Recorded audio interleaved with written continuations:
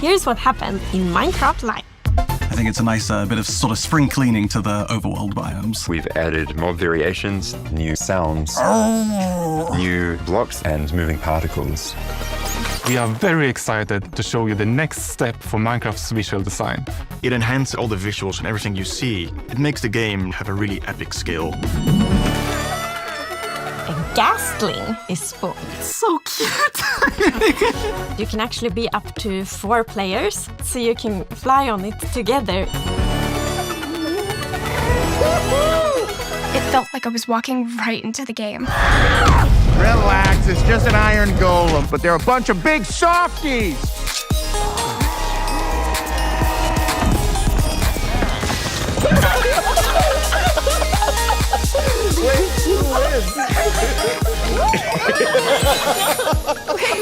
Catch it all in the full show.